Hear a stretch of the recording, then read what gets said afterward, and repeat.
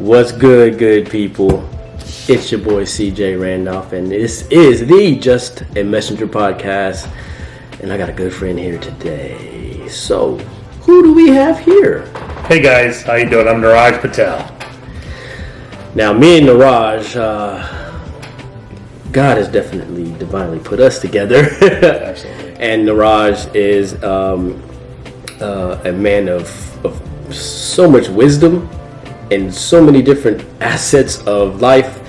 And I love his stories, and I love just his presence and what he can bring. And he is a messenger that whenever he talks, I know that I'm going to learn some wisdom and what to do and sometimes what not to do, right? Yep, I've been there and still there. Yeah. So we're just going to have a conversation, and thank y'all for being here, right? So Niraj. Yes. I know kind of had some talking on the back channel and stuff like that. What did you want to talk about today? I have a topic, Yokin Up with Jesus. Oh, okay. Yokin Up. All right, let's go. You're going to give us some context behind that, or how do you want to display that? It's in Bible study we've been talking a little bit about salvation and works and who's going to be saved, who's not going to be saved. And I had a deep thought this week that really we just have to yoke with Jesus. And if you do that, it falls into place. You just kind of follow his lead. You may go veer this way, he's going to pull you back that way. And it's really the sweetness of salvation that we sometimes forget as Christians. We try to fuss and feud our way through problems and situations. Mm-hmm. When we just yield, I think so much good happens to us and the world around us. Yeah. So, can you kind of explain your journey to yoking with Jesus? Wow, that's a long story. The interesting thing is, I think when I was young, I always questioned the idols that my grandparents and my parents would worship. Mm-hmm. And in my mind, I knew that God was bigger than the world around us and not localized to an object. Right. And it didn't resonate with me. And then you go to college and you kind of just, you kind of question things. And I think in college, you're having so much fun as a young person, you don't really worry about things that much. Right. And so when people say there's no God, you kind of go with it thinking, well, life's good right now. I don't have any problems, so don't worry about it. Right. And then later on, I came from a scientific point of view. So sitting in class, learning about the Krebs cycle or clotting factors or any number of really intricate processes for cell division even, you see that there has to be a creator, or that's my assumption. Right.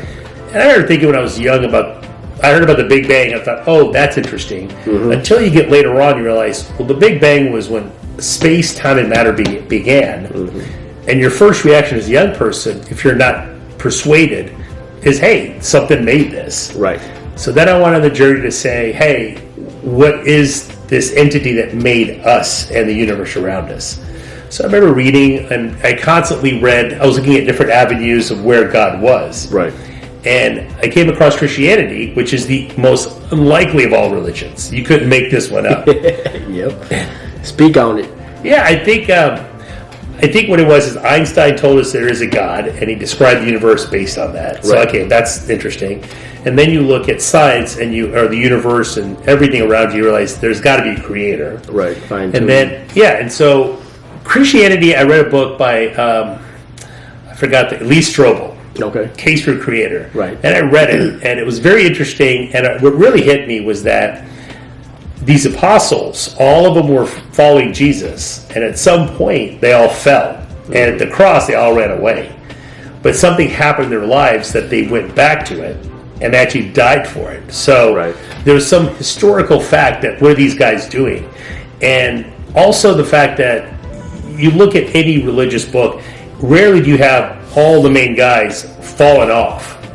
And then there's other parts of it. I think what really struck me is that this is the only religion where you are saved and then you work from salvation. Right. And every religion I know, you have to work towards salvation. And it's a burden on you as a human being to figure out how are you going to be good enough for God. Right. And unfortunately, no one really knows. But Christianity, go ahead. Yeah, no. I was about to say. Yeah. That's the major crux of it, of just like us being human and wanting to know everything. Yes. When as we talk all the time, what do we say in Bible study? That's a God level problem. God level problem, right? Yes. Yeah, and that's I think because we talk about, I love the beauty and the simplicity in how you came to the faith, right? Yes. And I love the beauty of you didn't get ruined by the church, right? You keep on telling me that. Yes, and I know you don't necessarily understand that context because you didn't go to church. Exactly. For those of us that grew up in the church, right? And it's just a beautiful way of, there's so many pathways to yoking up with Jesus. It's not just the Western cultural aspect or the church aspect. It's the Jesus aspect, and that's what we really should be focusing on. Just like you said, yoking up with Jesus that's the simplicity of it, right? Yes. And I think the biggest thing is when people talk about Christianity, and I think if you're born into it, you're born into a culture and a belief system. When you're an outsider coming in, to know that you have someone that's died for your sin and that you're working from that salvation, there's a peace and a joy that can't be described by other religions, because you're always struggling to say, am I good enough? And this one, when you work from God, I always thought early on, like, well, that's when you have backsliders and you do bad things and think, okay, well, you took care of it, so guess what? I'm going to be able to live my life now. Right. And I think it's the opposite. It's like when you get that type of love, you don't want to disappoint. Right. And you don't want to be a stumbling block for other people. It's like you almost have this internal joy of trying to follow. Now, we all fall, and I fall probably way too much. But I feel like I'm moving in that direction. And it's not really me. Maybe it's the Holy Spirit. Maybe it's death to self. I don't know where that process is. Right. But it's a nice sensation to know that no matter how many times I fall, He's not going to forsake me. He's just going to get me back on track again. Yeah, and the beauty, when we talk about Jesus, it's just beautiful to me. So, as the, growing up in the church and having heard the same stuff over and over again, and then actually experiencing that stuff, and coming to still your own conclusion, your own relationship with Jesus. Yes. Right? And a lot of times, let me just speak for myself. I use my relationship with the church as a relationship with Jesus. Okay. And that's where the checklist of this, and if the pastor is giving you grace, then no, Jesus gave me grace. Yes. And, he's a human just like me. Yes. And then you see, he's a human just like me.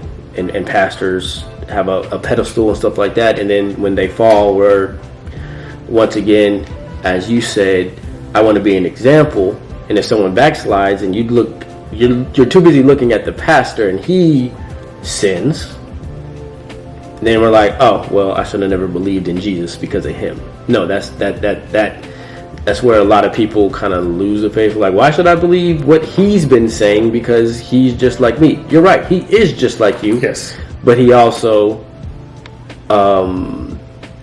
is a vessel, and our vessels are broken. Yes. And as many times as it's cracked, Jesus comes in and fills that crack in with his death. 100%. I agree with that 100%. I think it's amazing how sometimes I think we get lost up in the simplicity of it. And I think God meant it for it to be simple. When he tore the drapes of the Holy of Holiest on the cross, that was a symbol to say, I'm here, you're here, we can be together now. You just have to reach out. And I think the funny thing is that we forget, and maybe I'm saying this wrong, but the closer you are to Jesus and the more you do, there's a joy in that supersedes the life that you had before him. Because I think when you're a non-Christian, you think, well, I can't do this, I can't do this, I can't do that. But the problem is you don't know until the other side how those things didn't really bring you joy or happiness. And you get stuck in this fallen world and feel like that's what you need. Right. And I'm sure when you're younger, it's a lot harder. But when you're older, you get to see there is a beauty in the better way that you may not appreciate before you converted. Right. And there's a scene in Pinocchio that always kind of stays in the back of my mind where they taking all the little boys to the island and they give them and let them do whatever they want to do, Yes. right? And then the truth is revealed and they turn them into donkeys, and then now they're in the circus. Yes. But no one knows that these were once children. Yes. Now they're performing and doing those acts. And you know, I consider that the devil's playground. But the beauty of Jesus is you can be that donkey, but as soon as you realize who's risen, boom, Yeah. you're born again, right? Yes. And now you get to understand and have that his essence and have that understanding of what it means to have a relationship with him. Like you're saying, of like, well, you don't really know unless you know. Yes. And it's hard to describe, like you said, because it's hard to describe. I'm at peace when my life is going in shambles. Yes. Right? And that took me a very long time to finally get to that point where Paul's saying, I have a peace that you don't understand. Great. And then it's hard to explain something that Yeah. you don't understand, right? So yeah. 100%. I think this world has fallen to build walls between each other, between God, and between your own happiness. And we just think things, how much do I have? What are my friends? How much do I possess? Makes you happy. These are bred that way. Right. And then once you break free from that, to some extent, just like children, what does a 5-year-old like to do? They like to laugh, they like to eat and play. Right. It's very simple, but we've lost our way. And I think when you come back to Jesus, or if you find Jesus, there's a peace in just the simple things in life again. Yeah. We stop striving for the things that bring us no benefit. Yeah. Man, that's so good. So good. Yeah. I can say that the toughest times in my life where I pretty much was like, I'm done. Yes. I'm done with you. If this is the way that you treat the people that love you, I am done. And really, he was like, you never really began. Yes. I think for me, I've been, all those times where I'd fallen, I looked to God, and He Right. found me, and He got me on this path. But I have a saying, I say it all the time in Bible study, it probably sounds terrible, but I'm just passing through. Right. And it's like, when it ends, I go to heaven. So this temporal period of time, I need to do as much as I can to be good and kind and follow the path. But really, it's just for nothing. I mean, I think Ecclesiastes says, Right. we're like vapor. You're a vapor. We're gone, and it doesn't matter. Everything is nothing. We think we're important in our own mind. And then, Yeah. and I bet, I always say this, like, I bet if God were to show us what heaven really is like, we'd all be jumping off a rooftop right now. So I think somewhere we have this built-in thing. Don't jump off. No, I'm not saying jump off. I'm just saying is that I think we will appreciate the joy and the glory of heaven once we leave this life. Right. And wonder why we strive so much for things that this world won't ever provide us happiness. Right. Because I think it's the tangible things, like the things that we can touch, the things that we can receive and get, and that once again you go back to, well, this makes me happy. Yes. And then eventually it doesn't. So then Yes. it made you happy in that moment. Yes. But then now you're stuck because now you're looking for the next thing to make you happy. Yes. Right. And that's where my thing is peace. Like, I want peace. Yes. And I could only find peace when I honestly reevaluated my life and my relationship with Jesus, my relationship with myself, and said, I wasn't doing this right. Yes. I did it selfishly. Yes. That I'm done with you. I should have been saying that to myself, because really I was in a situation where I wasn't putting Jesus on a pedestal. I was putting somebody else. I was putting a human. And I was mad because they were failing me. Yes. We're humans. I failed myself. We're humans. Yes. We weren't designed to be perfect. Yes. The moments in time where I am conflicted is the times that I want something for me. Mm-hmm. But I can look back at 100 times where I've strived for something. The minute I got it, it meant nothing. and all that consternation for whatever it might be is really something that we just don't know, because we're built to keep on striving for stuff. Right. And I think that the less we strive for things that we think we need and we die to ourselves, there's a joy in that. When I read that in the Bible for the first time, it said, die to yourself, carry your own cross. I didn't know what that meant, Right. and I'm still not sure. But I think a lot of it has the fact that the old man needs to be killed off. But we cling to him so hard because we don't know what the next thing will be. Faith. But Right. once you get to that level where you don't need the things that you thought you needed, you feel free. And I think God probably, his angels are probably just sitting up there laughing at us thinking, why are these guys really at that low IQ? They can't figure out after the 100th time it's not that important. There are things that are important, but the things that we strive for sometimes aren't important at all. Yeah. All right. So yoking up with Jesus. Since you made that decision officially, like, I'm gonna follow you, Jesus, right? Okay. That was after a lot of research, right? Yeah, I came out all backward ass. I looked at the concept that is your creator. Right. There is a God, first decision. Right. Next, how's God describing it to ourselves? And people always say there's multiple pathways to God. Excuse me, but they maybe on some level they're the same, but nobody talks about point blank, believe that you're a sinner, let go of your pride, and you are saved. You got to take this gift. Right. No other religion teaches that. So I said, okay, that's not going to make sense. And I looked into it. I'm like, actually, that's the only thing that does make sense. Because as a father to children, I would never want them to fall. If they just ask for assistance, I'll be there to give it to them. Right. So then you look at all the concept of love your enemies, all those things, emotional part of it, I started to understand more and more. Okay. And then you see, like, okay, it's not about us, it's about everybody else. And then the concept that we're all made in the image of God, like all those verses, you could make up a religion where basically this is God, comes down, dies for us, follow these rules, and the rules are you are going to suffer and have misery and pain before you go away. Because in the essence, from a materialistic point of view, that's just doesn't make any sense. Right. But from a heavenly point of view, that is our purpose, is to be each other's keepers. And Right. and you learn that, and you start to see how great that really is. Yeah. But it's hard to get over yourself sometimes to believe that. Ooh. Get out of your head. Right. Yes. Yeah.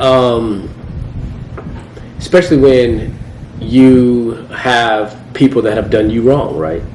Yeah. And then you want revenge in some capacity and stuff like that, or you want to prove something to somebody. And I think there's a concept that you keep kind of coming up to, and something that I always said was, I don't want the American dream, I want God's dream. Yes. And I'm finally in the footsteps of the faith, right? Like you said previously, we want to have that relationship, but we don't know what the next step is, and that's what true faith is. Yes. I identify faith as simple as this: having a blindfold on and taking steps in hopes to run. Yes. You have no idea what's around. You have no idea, but you have that faith, and I feel like I'm on a mall walker's walk right now in that faith. Yeah. And I love it though, and I have so much peace. The more you let go of what you think you need, and the more I like things laid out. I need to know exactly what's going to happen, when it's going to happen. Yes. And if there's 5 things that could go wrong, I want to know about those 5 things and then deal with them. Right. The minute you just take a deep breath and say, "He got me this far," you got to get me the rest of the way. All of the worries I'm aware of go away. But then there's moments in time when your ass is on fire and you gotta you're like, I gotta fix this. But then when you just lay it back and you say, I can't handle this, that's when you get that peace again. Right. And I think that's where the angels or the heavenly hosts are laughing at us, thinking, here it goes again. Silly. This is literally the 100th time that we've got you out of this mess, and you're still trying to figure out how to fix it on your own. Yeah. I love the point of what you said with your children, right? and being a father. Yes. And those are those warnings and trying to prepare them, but then also that really means, I want them to have a relationship with Jesus, but their relationship is not my relationship. No, it cannot be. Right. And, and that's where, how do I balance that and do that? And I think once again it comes back to being simplistic of just be the example. Yes. Right, just be the example. Well, I probably fail as an example. I probably do a lot of times. But I think there's two parts of Christianity. There's the salvation part that we all want. But then there's the other part, which is this peaceful, joyful, happy life that you want for your children. Right. Because if they can hold on to that part for themselves, life can be very glorious. Despite the trials and tribulations, It can be a great existence versus not having them. And I see children who don't believe and they struggle. And they don't have that compass of where to go back to, like a safe house. Mm-hmm. I pray to God my children have that, so when life trials come along, they'll know there's a place they can go and be safe and regroup and get re-strengthened for the journey again. Oh, that's good. Yeah, as a teacher, I definitely, that's like one of my top rules in class. Like, this is going to be a place where you can be safe. Yes. So if you get the answer wrong, it's so like, you got it wrong, and I will defend that. Yes. I get the answers wrong. Yeah. I don't know how to spell very well. Neither do I. And I'll be up there, and I'll be like, y'all know how to spell this? And they'll be like, yeah, blah, blah, blah. I said, see? I make mistakes, and I'm an adult. Yes. But y'all didn't be like, So why would you do that with them? Yes. Right? And so it's this, I've been able to have that safe space where kids that may not have a safe space at all can at least in class feel like I'm seen, I'm loved, and I'm about to get this work done. I tell you, I think the concept, if you think you're loved, it can carry you through a lot of problems. A lot of people don't have that. And then to be loved by the supreme creator of the universe, that's not a small thing. That's huge. We forget it sometimes. We fall back our own ways. Right. But it's the cleanest path that God would have for humanity, and you don't really appreciate that until you get a little bit more into it. Yeah. And even then, we may not know the full extent till we get to heaven. Right. Oh, the heavenly host. So, in your day-to-day life, what are some ways that you display that love? Like through your work, through your coworkers, or maybe some of the things that you champion, stuff like that. What are some things? I think the biggest thing nowadays, when I'm talking to patients, I've tried now to take a moment as best as I can and find out what's going on in their lives. If there's something I can do to intervene, it's not medical, but I can try to be a supportive person. I do that, and it's surprising how I think a lot of folks don't have a place or someone to go to just to explain what's going on in their lives. Right. And they spill so much, and I feel bad because they don't have the friends or the social support, or maybe they're just too embarrassed to say it to anybody else. Right. And I think that's where I try to be patient and say, how can I assist this soul along its journey while I'm going along my own journey? Yes. So being a personal trainer, that would happen all the time. Yeah. I was just like, I didn't want to know that much information, but I'm glad you shared it, because now like, if you can tell when someone's just like, I've been wanting to tell somebody exactly this. It's a burden. And and I know that I've learned that when I don't say what's bothering me, or when I don't express something that needs to be expressed, it slowly eats me away. Yes, 100%. And being able to have that that conversation, right? Yes. Being able to, at the end of the day, just listen. Like, someone listen to me. I think that's what the issue is a lot. Even when people are talking, a lot of times they're not listening. They may hear what they're saying, but they're not actively listening and giving them that attention that they are asking for, right? I agree. I mean, we're all broken, and the problem is that at some point, as Christians, you have someone to go to. Yeah. You have the Holy Spirit, you've got God, you got Jesus. Like, you've got allies on top of allies that defeat all evil. We just have to go there and ask for counsel and wisdom and love. But there's people in this world that just don't have that. And if you can try to ease somebody's burden along the journey, because we all needed help along the way. Right. But sometimes we forget that those little moments of kindness and charity make a difference for that person and carry them through the problem or the difficulty, that we just have to do more of that. I think we'll be a better place. Yeah. At night, when we pray as a family, I always pray that not just for myself, but for them, God allowed them to see the opportunities to show your love. Yes. And that's as simple as holding a door for somebody or saying hi to somebody. Yeah. Like I've had someone, and a lot of people have had this kind of similar story, and it hurts my heart that so many people do have this, where I said hi to somebody and they're like, I was literally about to go kill myself. Ooh. Yeah. Wow. And it's just like, oh, okay, well let's talk here. Yeah. And I've been able to talk to a couple of people, and luckily they are still alive. Good. Good. And I think that's where, when you yoked up with Jesus and you have that peace about you, that those opportunities are there, and it's not about you or, well, I gotta hurry up and get home because I gotta do this and I gotta do that. You have an opportunity to show love because you've been loved, and that you seize that opportunity to show, you be that vessel, right? To Yes. be those words, to be that love. And that's when you are without peace, a lot of times you may miss that because you're too busy, like, I don't want to say hi to that person because I'm in my own feelings. Yes. Right? Yes. And you just never know. You never know. And plus, the antidote for self-righteousness or just self is reaching out to other people. Is then it allows you to feel like you're part of something that's the solution and not just in your head. Because a lot of times things we worry about in our head are so irrelevant, and you won't even remember what it was 2 weeks from now, and even a year from now, your worst problem now will be just a faint memory. Oh man. But when you're not in your head, you're good. You're helping people. Yes. I've said this to y'all a lot at Men's Bible Study, but I will be laying down in the bed for like 2 hours trying to figure out, if the abominable snowman attacked my house, how would I defend my family? For 2 hours. Talking about being in your head. Luckily, I'm at home, 'cause I can't.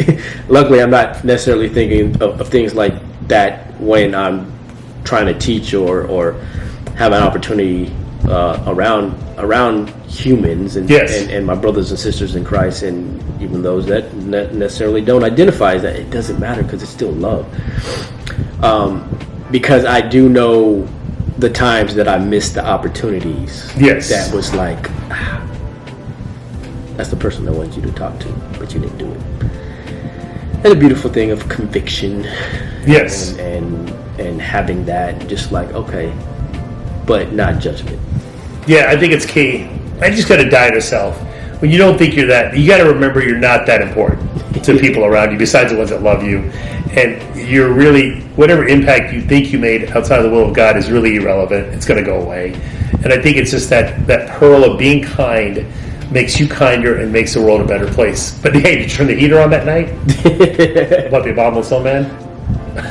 That's a good question. There, I just solved it. Thank you. You saved me 2 hours. Didn't even think about it. So, what would you say would be your message of the moment? I think it's so, if you just remember the sweetness of salvation. Sometimes we get caught up in what we're doing, or what we're doing wrong, or what we're doing right. It's taken care of. And once you know it's taken care of, you have to work from that point of view. So the more we're in our mind about our own guilt or condemnation or whatever it is that we've done wrong, then we're not there for somebody else. We're not available mentally or in a space to be assistance to other people. And I think that we have to remember it's taken care of. It's finished. Sweetness of salvation. I like that. It is finished. It's finished. We just gotta receive it. I don't know why it's so hard for us to regenerate from that concept on a regular basis. It should be the most joyous thing that a human ever gets. It should be the prize of prize, and we just somehow don't regard it as anything more than just that's great. Right. Oh man, what was great was this conversation. So, once again, this is the Just the Messenger podcast, where we're just trying to spread love, joy, hope, and peace to everybody, and change the world with one message at a time. So let's vibe out to this message moment's music, and just remember that you are loved, you're cared for, and that you can make a difference. Because you are a difference. So be different. Alright? So, until next time, Selah. Slipped off the chair.